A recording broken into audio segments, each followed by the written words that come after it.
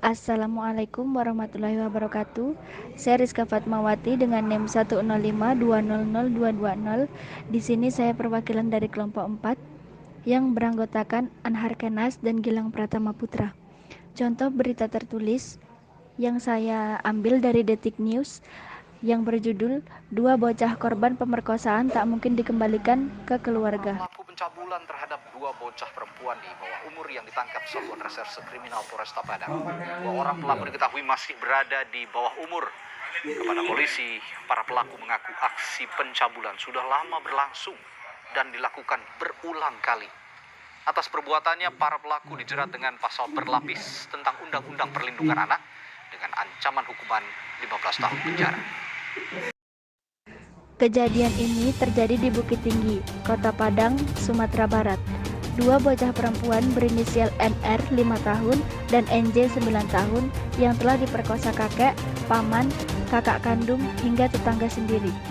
Dengan pertimbangan kondisi keluarga korban, maka tidak memungkinkan bagi kami mengembalikan sang anak ke keluarga, ujar Kepala Dinas Sosial Padang, Afriyadi, seperti dilansir dari Antara, Rabu, 1 Desember 2021.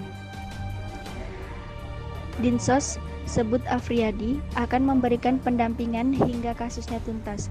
Pihaknya masih fokus pada pemulihan kondisi korban. Kami akan mendampingi kedua anak hingga kasusnya diputus oleh pengadilan untuk memulihkan kondisi serta memberi pembinaan, ujar Afriyadi. Afriyadi menjelaskan kondisi kedua korban sudah mulai membaik. Terkait penanganan selanjutnya, pihaknya masih mencari alternatif terbaik. Kami cari opsi terbaik bagaimana penanganan terhadap dua anak ini setelah kondisi psikolognya pulih. Ini sesuai arahan dari Bapak Wali Kota Padang. Lanjutnya, diberitakan sebelumnya, dua bocah perempuan menjadi korban kebuasan para pelaku. Keduanya diperkosa dan dicabuli bergantian oleh keluarga dekat, dari kakek, kakak kandung, paman, hingga tetangga sendiri. Aksi pencabulan sudah berlangsung sejak lama dan dilakukan berulang kali. Aksi bejat itu dimulai oleh kakek korban berinisial DJ alias Aye 70 tahun, lalu berlanjut ke kakak-kakak korban, paman bersama rekannya serta tetangganya sendiri. Aksi pencabulan berlangsung di rumah korban, sekaligus tempat tinggal para tersangka di kawasan Rawang Mato Aya, Kecamatan Padang Selatan, Kota Padang. Berdasarkan kronologi yang telah saya bacakan di atas, dapat dianalisis. Bidang Perlindungan Khusus Anak Kementerian Pemberdayaan Perempuan dan Perlindungan Anak mengemukakan perlunya pemberatan hukuman pidana terhadap para pelaku kejahatan terhadap anak tersebut. Hal ini mengingat peran sentral pelaku yang seharusnya memberikan rasa aman kepada korban. Jika memenuhi unsur pidana persetubuhan, pelaku dapat dikenakan pasal 81 Perpu nomor 1 tahun 2016 yang telah menjadi UU 17 tahun 2016 karena tersangka ditetapkan adalah keluarga atau wali anak korban dan anak pelaku pidana sehingga dapat diperberat. Berdasarkan pasal 81 ayat 7, pelaku dapat dikenai tindakan berupa kebiri kimia dan pemasangan alat pendeteksi elektronik. Sedangkan pelaku yang masih di bawah umur berhak untuk mendapatkan perlindungan khusus sesuai amanat UU SPPA atau Sistem Peradilan Pidana Anak. Mengenai kronologi kejadian berita di atas, menurut saya, peran orang tua sangat diperlukan dalam mengawasi pergaulan anak, apalagi di usia remaja yang tentunya lebih rentan terpengaruh hal-hal negatif. Pengawasan yang dilakukan itu bisa dengan cara membatasi dan mendampingi anak-anak saat menggunakan gawai. Agar anak bisa memiliki pribadi yang baik, diperlukan pembinaan terhadap anak secara intens, seperti halnya orang tua yang selalu memberikan perhatian dan kasih sayang, sehingga anaknya tidak terpengaruh hal-hal negatif. Penting juga melakukan pembinaan secara mental, psikologis hingga spiritual, sehingga anak tidak mudah terpengaruh serta bisa membedakan hal yang salah dan benar. Saya Anhar Kenas dengan NIM 105200228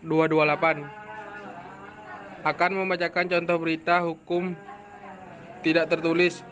Berita yang saya ambil dari Tribunan dengan judul kedapatan selingkuh, istri di Gresik diceraikan suami dan kena hukum adat denda beli pasir 3 truk.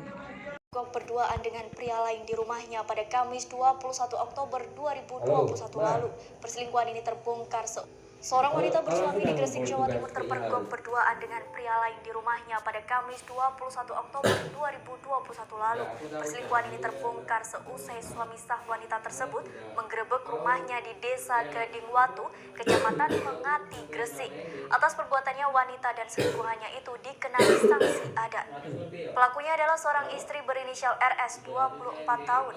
Ia terpergok selingkuh dengan seorang pria berinisial AY, 26 tahun. Hubungan gelap itu ia lakukan. Seorang istri di Desa Gadingwatu, Kecamatan Mengganti, Gresik, berinisial RS, 24 tahun, terpergok selingkuh dengan seorang pria berinisial AY, 26 tahun. Perselingkuhan itu terjadi ketika suami sah dari RS yang berinisial AR, 26 tahun, sedang pergi bekerja pada Kamis 21 Oktober 2021 malam. Akibat perselingkuhan tersebut, kini pelaku dikenai sanksi adat. Camat Mengganti Sujarto menjelaskan perselingkuhan antara RS dan AY akhirnya diketahui oleh warga. Warga yang semula curiga kemudian menghubungi sang suami dan mengeruduk rumah AR. Benar saja, saat didatangi, AR terpergok sedang bersama lelaki yang bukan suaminya di rumah. Pak RT dan warga curiga, kemudian mereka mendatangi rumah. Saat itulah suami AR yang sedang bekerja ditelepon untuk pulang, dan mereka RS dan AY terpergok. Lakinya AY sempat sembunyi di bawah ranjang tempat tidur, ujar Sujarto saat dihubungi Kamis 28 Oktober 2021. Dikenai sanksi adat, kejadian tersebut membuat AR marah meski tak melapor ke polisi. Namun AR memilih bercerai karena terlanjur kecewa. Tidak sampai lapor, hanya informasi yang saya terima dari perangkat desa setempat, mereka AR dan RS pilih bercerai, ucap Sujarto. RS dan AY pun dijatuhi sanksi menurut hukum adat desa setempat. Mereka didenda menyerahkan pasir sebanyak 3 truk kepada pihak desa dan dusun setempat. Sama baik yang laki AY maupun perempuan RS oleh warga dikenakan denda masing-masing 3 truk pasir atau surtu pasir batu sesuai hukum adat yang berlaku di situ, kata Sujarto. Sementara Kapolsek Mengganti AKP Tata Sutrisno memastikan memang tidak ada laporan yang diterima oleh polisi dalam kejadian perselingkuhan tersebut. Teknologi di atas dapat dianalisis dalam kehidupan bersosialisasi antara sesama manusia. Sudah tentu kita memiliki norma-norma atau etika dalam melakukan hubungan dengan orang lain. Dalam hal ini, sopan santun dapat memberikan banyak manfaat atau pengaruh yang baik terhadap diri sendiri maupun orang lain. Setiap perbuatan pasti ada konsekuensinya. Sekian penjelasan dan analisis dari kelompok kami. Jika ada salah, kami mohon maaf. Wassalamualaikum warahmatullahi wabarakatuh.